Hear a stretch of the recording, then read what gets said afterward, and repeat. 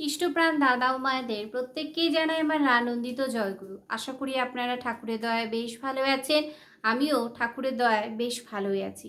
প্রত্যেক দিনের মতোই পরম প্রেমময় শ্রী শ্রী ঠাকুর অনুকূল চন্দ্রের বিভিন্ন গ্রন্থ থেকে যেমন বাণী পাঠ করি, আজও পরম প্রেমময় শ্রী শ্রী ঠাকুর অনুকূল চন্দ্রের নারী নীতি গ্রন্থ পাঠ করব এবং তার ব্যাখ্যা করার একটু চেষ্টা করব যতটুকু আমি বুঝি। আমি কিন্তু প্রত্যেকটা দিন একই কথাই বলি যে আমি যতটুকু বুঝি ঠিক ততটুকুই কিন্তু আপনাদের কাছে শেয়ার করব বা যতটুকুই কিন্তু আপনাদের কাছে বলার চেষ্টা করব। ভুল ত্রুটি হলে অবশ্যই আমাকে কমেন্টসে জানাবেন, আর ঠিক হলেও কিন্তু জানাবেন। আর সেই জন্যই কিন্তু আপনাদের কাছে প্রত্যেক দিন একই কথাই বলি যে ভিডিওটা স্কিপ না করে অবশ্যই কিন্তু আপনারা আমাকে জানাবেন যে আমার ভিডিওগুলো কেমন হচ্ছে, অবশ্যই কিন্তু জানাবেন। জয়গুরু প্রত্যেককে।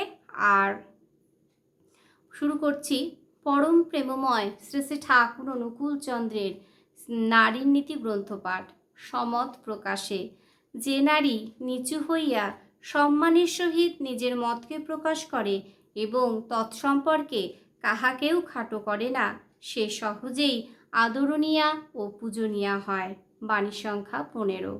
ঠাকুর বলছেন যে নারী নিচু হইয়া, যে নারী নিচু হইয়া সম্মানের সহিত, সম্মানের দ্বারা নিজের সম্মানকে বজায় রেখে নিজের মতকে প্রকাশ করে। আমি যদি কোনো বিষয়ের কথা বলতে যাই, সেখানে আমার নিজের সম্মানকে বজায় রেখে নিজের মতকে প্রকাশ করতে পারবো এবং তৎসম্পর্কে এবং কারো সম্পর্কেও আমি কিন্তু কখনো কাউকে খাটো করব না বা কাউকে ছোট করব না। আমার নিজের মতকে প্রকাশ করব কিন্তু আমার সম্মানের সহিত, সম্মানের দ্বারা, এবং কাউকে কিন্তু আমি ছোট করব না যে সে ছোট বা সেই জিনিসটা পারছে না বা কিছু করছে না, সেই জিনিসটা কিন্তু আমার মধ্যে কখনোই আমি কখনোই করব না। ঠাকুর কিন্তু আমাদের এইভাবে শিখিয়েছেন, এইভাবে আমাদের বলেছেন, কিন্তু আমরা সেই জিনিসটা করি না, আমরা ঠিক তার বিপরীত জিনিসটা করি, যার জন্যই কিন্তু আমাদের এই দুর্দশা দুরবস্থা হয়। তারপরে ঠাকুর কি বলছেন, সে সহজেই আদরণীয়া ও পূজনীয়া হয়।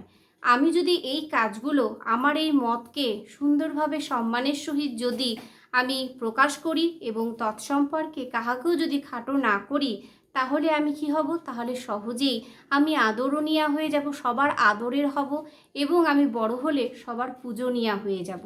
এমনি কিন্তু পূজনীয়া হওয়া যায় না এবং এমনি কিন্তু সবারই আদরণীয়াও হওয়া যায় না, আদরও পাওয়া যায় না, বা পূজনীয় হতে গেলে যে সম্মানের দরকার সেটাও কিন্তু হওয়া যায় না।